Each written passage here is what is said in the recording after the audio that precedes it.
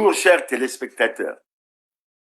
Nous sommes aujourd'hui le samedi 28 mars 2026 et nous sommes fidèles à notre rendez-vous.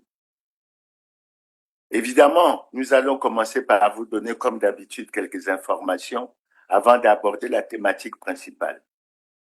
En forme d'information, nous avons d'abord cette nouvelle triste. C'est l'attente de la venue de la dépouille mortelle de notre frère, ami et camarade Philippe Mvou en début de semaine prochaine.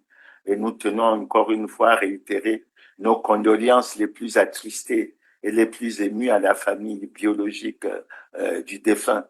Et nous souhaitons ardemment que Dieu l'accueille auprès de lui et que son âme repose en paix. Le 10 ans, nous voulons quand même interpeller le gouvernement parce que le cas des décès de nos gouvernants à l'extérieur commence à être extrêmement nombreux. Nous savons déjà que c'est un problème qui pèse énormément en ce qui concerne les évacuations sanitaires. Nous interpellons les gouvernants pour que les dispositions soient prises pour que nous ayons sur le territoire national des plateaux techniques qui permettent que nous soyons soignés sur le territoire national et qu'il n'est pas acceptable après plus de 60 ans d'indépendance que nous soyons toujours appelés à aller à l'extérieur pour nos soins. Le deuxième aspect que nous allons aborder, c'est un devoir de mémoire. Vous savez que le mois de mars, en souvenir du mars 1977, est un moment sombre pour notre pays. Nous y avons perdu beaucoup de compatriotes, parmi lesquels le président Marien Ngouabi, parmi lesquels le cardinal Émile Biayenda, parmi lesquels le président Alphonse Massamba Deba, pour lequel on n'a toujours pas, qui n'a toujours pas de sépulture. Et c'est véritablement dommage. Et nous sommes très heureux que l'Église catholique ait tenu dimanche dernier, le 22 mars, une messe, en fait, pour le lancement du jubilé du don de vie des 50 ans, du don de vie pour le 50e anniversaire plutôt de la mort du cardinal Émile Biayenda. Et à cette occasion, nous avons été très frappés par l'homélie faite par l'archevêque métropolitain de Brazzaville et l'archevêque bienvenu Manamika Bafuakwao. Et nous avons été très heureux qu'il nous ait remis une lettre pastorale dans laquelle notre attention était attirée à la page 30, où il parle pratiquement de ce que le pardon et la réconciliation sont deux fondements de l'unité et de la paix. Nous n'allons pas trop épiloguer là-dessus, mais nous interpellons les gouvernants pour que cette année soit particulière. Pas seulement au niveau du cardinal Émile Biayenda et de l'Église catholique, mais surtout au niveau de tout le Congo. Parce que ça sera le 50e anniversaire également de la mort du président Marien Ngouabi, de la mort du président Alphonse Massamba Deba et de plusieurs autres de nos compatriotes. Et je crois qu'il faut que nous ayons une pensée pieuse, noble et particulière à l'endroit de tous ces défunts. Et nous osons espérer que cette année devrait être une année de méditation, de prise de conscience pour que nous, les gouvernants, les acteurs politiques et les citoyens, nous développons l'amour du prochain, l'amour du pays et surtout, que nous nous éloignions de la méchanceté parce qu'on a connu trop d'événements tragiques et dramatiques dans notre pays et ce n'est pas du tout très intéressant. La quatrième information que je vais donner, elle est relative pratiquement à la situation de l'avocat Bob Ben Masuka, qui a été interpellé à la CID le 9 juillet 2009, qui a été le 9 juillet 2025, excusez-moi, qui a été déféré à la maison d'arrêt le 22 juillet, et pour lequel jusqu'à présent, bien qu'on ait parlé d'une procédure de flagrant délit dans une affaire semble-t-il de la déstabilisation de la sécurité intérieure de l'État. Les 7 personnes interpellées sont toujours à la maison d'arrêt, pas toutes, parce que dit-on qu'il y en a 2 qui au mois d'août ont retrouvé la liberté et donc il y a près de 5 qui demeurent à la maison d'arrêt. Et nous n'avons pas compris pourquoi la session criminelle, cette affaire n'a pas été inscrite au rôle et ensuite nous ne comprenons pas pourquoi ça met autant de temps. Notre conviction est que s'il n'y a pas de preuves, il faut qu'on les libère purement et simplement. Parce qu'assez souvent, on a le sentiment que lorsqu'on a des problèmes avec l'opposition, il y a comme une justice à deux vitesses et ce n'est pas du tout intéressant. Le disant, nous pensons bien sûr à des cas que vous connaissez bien, comme le cas de Jean-Marie Michel Moukoko, André Okombi Salissa et bien d'autres. Nous pensons également au retour de tous les exilés au Congo et je crois que c'est une situation qui perdure.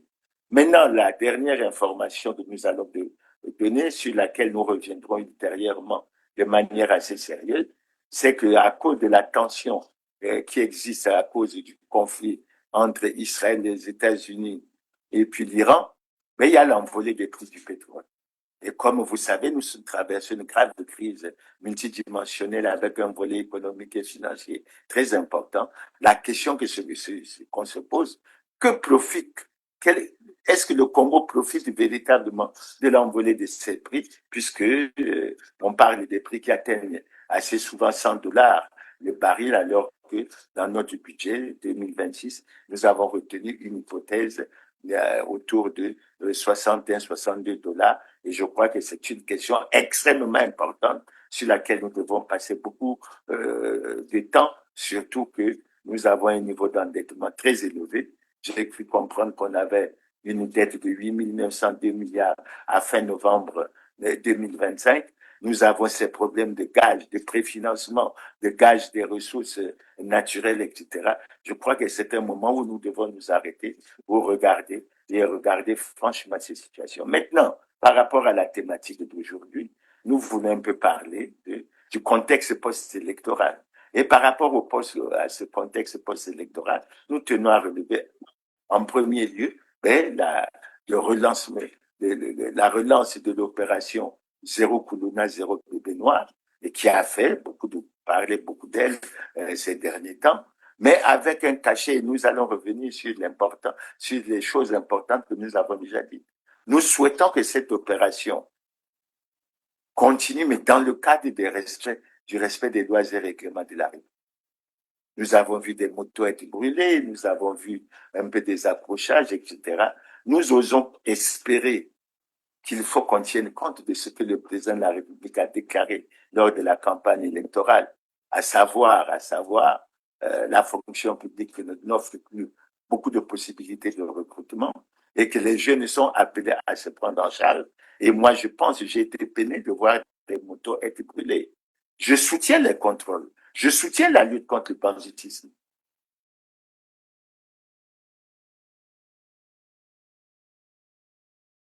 Ils doivent être arrêtés et ils doivent être présentés à la justice. Mais en tout cas, je ne suis pas favorable à ce que l'on brûle les motos. Si les gens ne sont pas en règle, ben des dispositions doivent être prises pour qu'ils soient sanctionnés. Le disant d'ailleurs, s'agissant de la DGSP, ben nous pensons et nous revenons à ce qui s'est passé en janvier 2026 avec cette situation qui s'est déroulée dans le pool. Et je crois qu'elle n'a pas été sérieusement réglée. Pourquoi? Mais parce que nos textes, nos lois sont claires en ce qui concerne les milices, comprennent l'article 207 de la Constitution, comprennent l'article 44 de la loi sur les partis. Les milices ne sont pas autorisées. Et les mesures doivent être prises. Et en d'autres circonstances, j'avais déjà annoncé qu'il n'était pas normal qu'on continue à se baser sur cet accord qui a été signé en décembre 2017, que les choses devraient évoluer et qu'on devrait même aller à la tenue d'un conseil national de dialogue. Assez souvent, les gens réclament la tenue d'un dialogue national inclusif. Je crois que c'est l'occasion. Donc, nous, Koulouna 0, oui, Bébé Noir 0, oui, mais il faut qu'on tienne compte des lois et règlements de la République et nous ne reviendrons pas sur ce qui est dit à l'article 205 de notre Constitution, à savoir que la force publique et apolitique, elle agit conformément aux lois et règlements de la République. Et je crois qu'il faut le retenir. Mais le disant, mais nous pensons à quelque chose. Le président de la République a déclaré, enfin, le candidat président de la République a déclaré lors de sa campagne qu'il allait s'occuper de la moralisation de la société. Nous en avons été surpris parce qu'il déclare pratiquement plus de 40 ans avec, au pouvoir. Et nous nous demandons tout ce temps qu'est-ce qui s'est fait. si on n'a pas agi pour la moralisation de la société, pour la moralisation de la vie publique. Et moi, j'ai été surpris de l'entendre énoncer ou déclarer honte aux voleurs, honte aux corrupteurs, aux corrompus, etc. Mais il ne s'agit plus de déclarations. Il s'agit de passer aux actes. Cette fois-ci, il ne faut pas parler de zéro Koulouna ou de zéro bébé noir. Il faut parler de zéro voleur, tolérance et zéro pour la corruption, tolérance et zéro pour la fraude. Et les dossiers sont nombreux. Et au cours d'une de nos prochaines émissions, nous allons revenir là-dessus. Sinon, on est comme dans une situation d'une justice à deux vitesses. Il y en a qui sont chargés et il y en a qui ne sont nullement inquiétés alors que les actes qu'ils ont posés sont d'une extrême gravité. C'est d'autant plus grave que j'ai suivi dans le verdict du procès de Guy Blaise Mayolas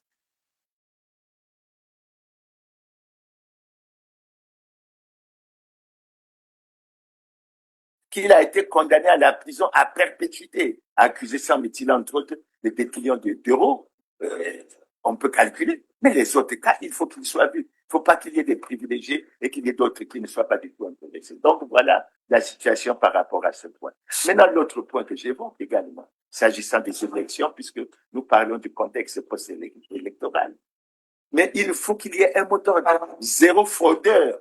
Parce qu'on est en train de voir à travers les réseaux sociaux des images, des vidéos, comme quoi il y a des gens qui ont été à la base du bourrage des urnes, comme quoi il y a des gens qui ont été à la base de la distribution d'argent, comme quoi. Mais on ne peut pas rester silencieux devant ces faits. Assez souvent, on a parlé d'antivaleurs, mais ce qui est curieux, c'est qu'on est toujours silencieux sur les cas d'antivaleurs. Et à mon avis, ce n'est pas sérieux. Je crois qu'il faut revenir sur cette situation de manière extrêmement sérieuse et essayer de faire avancer les choses. Donc, nous pensons là aussi que s'agissant de la fraude qui est évoquée, je suis en train moi-même de me poser la question, mais on ne peut pas ne pas mettre en place des commissions d'enquête pour faire la lumière sur ces situations de bourrage des urnes. C'est extrêmement grave. Parce qu'après, lorsqu'on parle de paix, lorsqu'on parle de la transparence, on se rend compte, dans tous les cas, on va y revenir parce que sur cette élection, il y a beaucoup de choses qui ont été dites et on va y revenir. Donc, sur ce point, je crois qu'il faut qu'on prenne à la fois et le courage et la volonté politique pour enrayer tous ces mots. Zéro voleur, zéro corrompu, zéro corrupteur. Il faut que les dispositions soient prises. Et je rappelle, s'agissant de la corruption, que le Congo est l'un des pays les plus corrompus du monde. Et quand j'ai suivi le président, ce qui m'a fait sourire, c'est toujours cette vidéo où il parle en lingala en disant qu'il les connaît à l'époque, il était à l'opposition, qu'il peut les prendre un à un, les mettre devant lui et dire je t'avais mis là, tu avais volé. Mais qu'est-ce qu'on fait? Il faut que la sanction suive. On ne peut pas rester seulement au niveau des déclarations qui sont sans suite, sans effet, etc. Donc voilà en ce qui concerne ce volet de la thématique et je crois qu'il est intéressant que nous allons. Maintenant, l'autre point que nous voulons évoquer s'agissant de justement de cette situation de la post-électorale, ben nous vous souhaitons faire quelques commentaires parce que nous avons découvert à travers les médias, nous avons découvert qu'il y a eu une réunion, une rencontre le 20 mars 2026, réunion présidée par le président de la Cour constitutionnelle qui fait ressortir une certaine exigence de la rigueur au niveau du processus électoral. Et nous nous en sommes réjouis, d'autant que cette rencontre a permis la rencontre des coordonnateurs et puis des délégués, et elle avait pour mission de permettre à l'institution de veiller à la régularité des opérations de vote et de garantir que celles-ci se déroulent dans le strict respect de la Constitution ainsi que des lois et règlements de la République, surtout en matière électorale. Et c'est ça un des points forts du débat que nous devons avoir dans ce pays sur les lois et règlements de la République. Alors, parlant de ça, puisqu'il s'est agi d'une rencontre au niveau de la Cour constitutionnelle, nous devons rappeler qu'il y a dans l'article 64 de la Constitution, on parle de ce que le président est le garant du bon fonctionnement des pouvoirs publics. Et malheureusement, nous constatons qu'en matière de respect des lois et règlements, nous avons beaucoup de problèmes encore. Parmi les problèmes que nous avons, nous pouvons vous citer et révéler. mais que la Cour constitutionnelle, de même que le Conseil supérieur de la liberté de communication, qui sont des institutions qui ont un rôle important à jouer dans les opérations de vote, mais ne sont pas en conformité avec la loi. Malgré le serment que les membres ont prêté de respecter et d'agir, de remplir leurs fonctions conformément à la Constitution, mais on constate que ces deux institutions ne sont pas en conformité avec la loi. Elles ont prêté serment. Elles ont été installées. La Cour constitutionnelle a été installée en 2023. La Cour, le Conseil supérieur de la liberté de communication a été installé au cours de l'année 2026. Aucun membre de ces structures n'a daigné déclarer son patrimoine. C'est très grave. Je dis bien que c'est très grave. Lorsque les institutions ne veillent pas au respect de la loi, je crois que c'est un problème tout à fait particulier. Et je rappelle que notre Constitution, notamment dans son article 50, fait ressentir que tout citoyen a le devoir de se conformer à la Constitution et aux lois et règlements de la République. Et moi, je suis fort que le président de la Cour constitutionnelle ait voulu se pencher sur ce problème et je crois que nous y reviendrons. Nous y reviendrons et nous allons aborder correctement le problème. Maintenant, quand on dépasse le cadre de ces institutions, mais dans la pratique, nous sommes revenus assez souvent là-dessus. Le Parti congolais du travail n'est pas en conformité avec la loi. Et par rapport à l'article 28 de la loi électorale, ben, le Parti congolais du travail ne devait pas prendre part aux réunions électorales, ne devait pas prendre part à la campagne électorale. J'insiste sur ça parce que c'est la Cour constitutionnelle, le président de la Cour constitutionnelle a voulu faire une réunion pour voir et essayer de suivre si véritablement les opérations de vote se sont déroulées dans le strict respect de la Constitution et des lois et règlements de la paix. Voilà un aspect. Et je n'ai cessé de parler, de revenir là-dessus, en disant que conformément à l'article 31 de la loi 20 de 2017, du 12 mai 2017, ben, le Parti congolais du travail aurait dû être suspendu. Et quand le Parti congolais du travail se retrouve à travers les réunions électorales, à travers les campagnes telles que ça s'est déroulé, ça, mais il faut déduire carrément et franchement pour dire que l'élection ne s'est pas déroulée dans la transparence et dans le respect des lois et règlements de l'art. Et c'est un aspect qu'il faut voir et revoir fondamentalement. L'autre aspect sur lequel nous revenons, c'est la situation du président de la République. La situation du président de la République qui n'a pas déclaré son patrimoine en 2002, en 2009, en 2016, en 2021. Ce n'est pas normal. Ça veut dire quoi? Ça veut dire que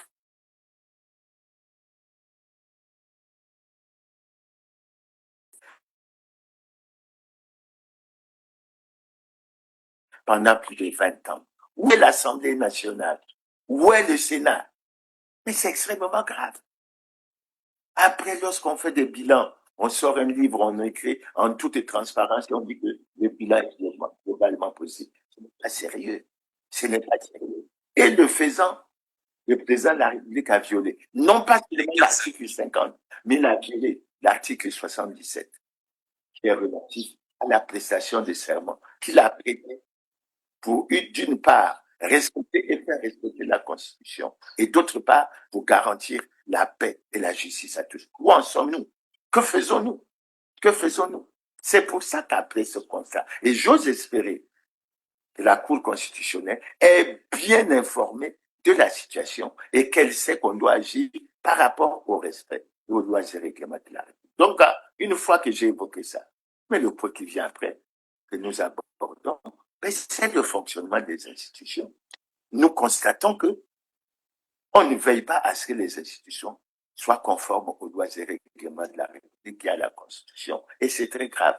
Et s'agissant de la Cour constitutionnelle, je me permets de rappeler qu'en juin 2020, un citoyen avait introduit un recours auprès de la Cour constitutionnelle relatif à l'anticonstitutionnalité de l'élection qui avait permis la reconduction de M. Denis Sassou Nguesso comme président du comité central du Parti congolais du travail. En fait, comme président du Parti congolais du travail, en violation de l'alinéa 2 de l'article 80 de la Constitution, qui dit clairement que le mandat du président de la République est incompatible avec toute responsabilité au sein d'un parti politique. La Cour constitutionnelle, par une décision prise en juillet 2020, s'est déclarée incompétente et a choisi d'en faire une notification au président de la République, au président du Sénat, au président de l'Assemblée nationale, au premier ministre et chef du gouvernement, au ministre de l'Intérieur et de la décentralisation, au ministre chargé de la justice. Depuis juillet 2020 jusqu'à ce jour, rien n'a absolument bougé. Ça veut dire quoi? Ça veut dire que le président de la République et toutes les plus hautes autorités de notre État sont bien au courant de la non-conformité du Parti congolais du travail et du président de la République à la loi, mais rien n'a été fait. Et ce silence, que signifie ce silence? Que signifie ce silence? Alors, un citoyen a également introduit le 14 juillet, le 14 janvier 2026, un recours pour l'interprétation, je vais me permettre de prendre, pour l'interprétation de l'article 95, alinéa 2 de la Constitution, à l'effet de caractériser la haute trahison à l'égard du président de la République. Une fois qu'on a signalé la situation délicate, inconfortable dans laquelle le président de la République se trouve, mais la question qui se pose, se trouve-t-il dans une situation de faute grave ou de haute trahison? Et le citoyen qui a eu introduit ce recours, mais a bien fait. Mais lorsqu'on prend la décision qui a été prise par la Cour constitutionnelle, la décision 003 DCC SVA bar 26 du 6 février 2026, la Cour constitutionnelle a déclaré pour défaut de qualité le recours irrecevable, mais a choisi encore une fois de plus, comme dans le cas que j'ai déjà cité, mais d'en faire notification au président de la République, au président du Sénat, au président de l'Assemblée nationale, au premier ministre et chef du gouvernement, au ministre d'État, ministre des Affaires foncières et du domaine public chargé des relations avec le Parlement, au garde des Sceaux, ministre de la Justice et au ministre de l'Intérieur et de la décentralisation. Encore une fois, on se rend compte que toutes les plus hautes autorités sont bien au courant de ce fait.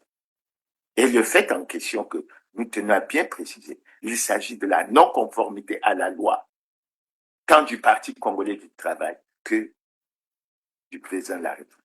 Et comme la Cour constitutionnelle a voulu se pencher sur cette question, ben, nous en avons été très heureux et nous pensons que la situation doit être regardée et elle doit pouvoir faire avancer les choses là-dessus.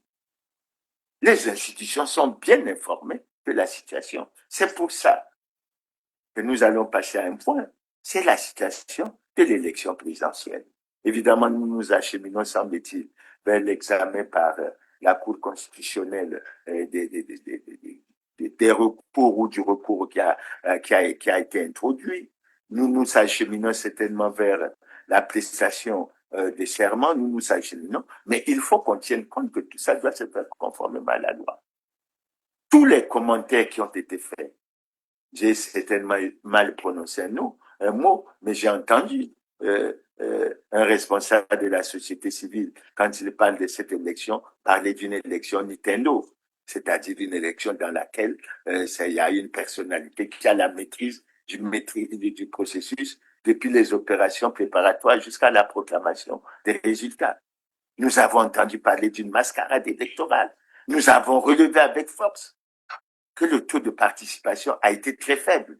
Il y en a qui ont parlé de 10%, il y en a qui ont parlé de 30%, il y en a qui ont fait ressortir un certain nombre d'irrégularités, parmi lesquelles le bourrage des urnes, dont j'ai déjà parlé, pour lequel il y a beaucoup de vidéos qui ont circulé sur les réseaux sociaux. C'est une situation extrêmement préoccupante.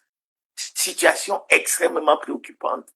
Même si le chiffre affiché et attribué au président de la République fait ressortir qu'à 95% des suffrages exprimés en sa faveur, n'en demeure que beaucoup de questions demeurent sans réponse et elles doivent être résolues. On doit pouvoir essayer de penser, d'aller de l'avant. Le dernier aspect que j'évoque, mais c'est l'aspect relatif au respect des lois et règlements de l'art. Donc, sur cette question, dans cette période un peu, je ne dirais pas, où il semble qu'il y a comme un silence qui semble prédominer certains acteurs politiques, mais dans cette période, nous tenons à relever que cette élection pose véritablement problème. En ce qui nous concerne, nous nous en sommes réjouis parce que nous considérons que l'appel que nous avons lancé pour que les Congolais restent chez eux a été largement suivi, ce qui nous pose le problème du taux de participation et que nous trouvons excessif et très élevé, présenté par les gouvernants de 85%, et c'est extrêmement préoccupant. Mais aujourd'hui, notre préoccupation était de nous appesantir sur le respect de la Constitution, le respect des lois et règlements de la République, etc., surtout en ce qui concerne les aspects relatifs à la, euh, à la bonne, euh, à la bonne appréciation du processus électoral. C'est pour ça que sans rentrer dans trop de détails, sans être trop bavard sur des choses qui sont suffisamment connues par les Congolais, nous allions à la conclusion. En conclusion, nous faisons apparaître que les institutions sont bien informées de ce que cette élection ne s'est pas déroulée dans le respect des lois et règlements de la République en général et particulièrement de la Constitution. Et parlant de ça, nous tenons à relever avec force que nous ne cessons de relever à chaque occasion et chaque fois que nous le pouvons, jusqu'à la fin de ce mandat qui s'achève le 16 avril 2025. Le président de la République a violé les lois et règlements de la République et la Constitution pendant plus de 20 ans. Et on se pose la question, où sont les institutions qui devaient jouer le rôle de contre-pouvoir? Où sont les institutions qui devaient assurer le rôle de contrôle? Où sont les institutions qui devaient veiller à l'application des lois? Quand je prends par exemple la loi relative à l'obligation de déclaration de patrimoine, mais il y a un article 12 de cette loi qui y prévoit des sanctions. Pourquoi personne n'a jamais été sanctionné? Parce qu'il s'agit du président de la Cour constitutionnelle ou des membres de la Cour constitutionnelle, parce qu'il s'agit des membres du Conseil supérieur de la liberté de communication, parce qu'il s'agit du président de la République. Mais la loi, c'est la loi. Elle est dure, mais elle doit s'appliquer à toutes, dans toute sa rigueur. C'est pour ça que nous tenons à relever que s'agissant de cette élection, nous sommes convaincus et nous savons, à travers les recours qui ont été introduits par les citoyens, à travers les réponses qui ont été données par la Cour constitutionnelle, que la Cour constitutionnelle est bien au courant que cette élection s'est déroulée dans l'irrespect total des lois et règlements de l'art. Et c'est ça qui est extrêmement grave. C'est ça qui est extrêmement grave. Parce que les gouvernants aiment à dire que la loi est dure, mais c'est la loi. Elle doit s'appliquer à tous, dans toute sa rigueur. Pourquoi quand il s'agit de gouvernants, au sein de la société congolaise, un malaise qui nous conduit assez souvent à recommander, sinon à demander la tenue d'un dialogue national inclusif, parce que le pays ne peut pas continuer à aller à volo comme ça, comme si le respect de la loi pose des problèmes. Mais il y a des dispositions, des sanctions qui sont prévues, et lorsqu'elles ne sont pas appliquées, lorsque les dispositions de la loi ne sont pas appliquées, les sanctions doivent s'appliquer. Personne n'est au-dessus de la loi. Le président de la République n'est pas au-dessus de la loi. C'est pour ça que nous allons observer, d'ici l'appréciation des serments, est-ce que le président de la République va tout mettre en œuvre pour être conforme à la loi? Est-ce qu'il est possible qu'il soit conforme à la loi? La République et les institutions ne savent pas que le président de la République est dans une situation délicate, difficile et manifeste d'incompatibilité constitutionnelle, qui conduit à se poser une question simple. Est-il dans une situation de faute grave ou est-il dans une situation de haute trahison? Cette question est fondamentale. Et je vous ai dit que suite au dernier recours qui a été introduit, la Cour constitutionnelle a tenu à en faire notification au président de la République, au président de l'Assemblée, au président du Sénat.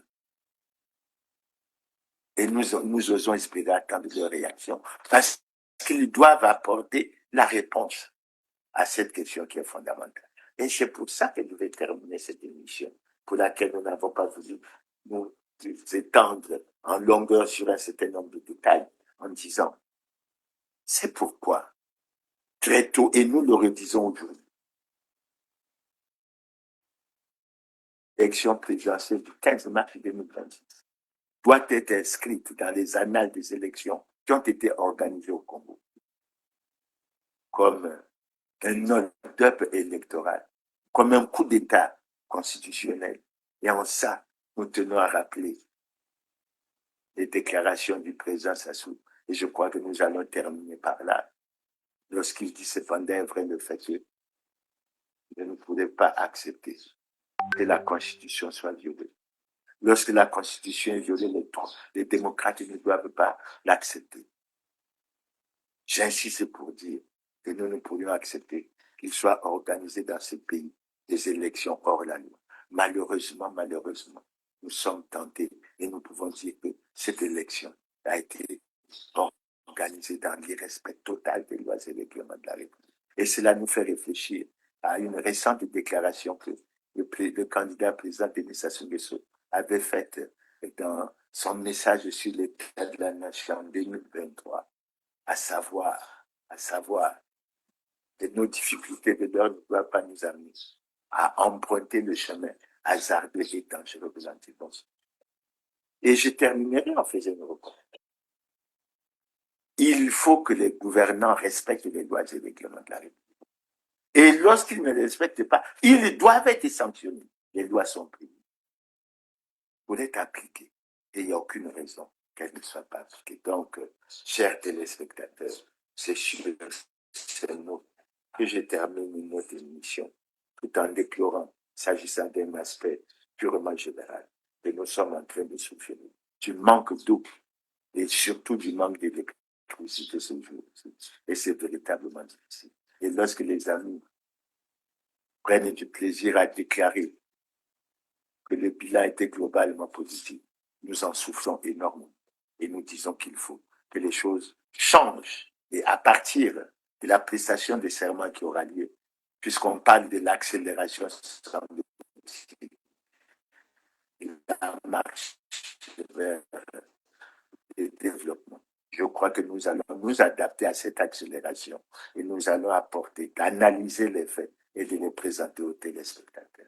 C'est sur ces mots, chers téléspectateurs, que je vous remercie pour votre aimable attention et vous donne rendez-vous pour la prochaine émission. Merci et à bientôt.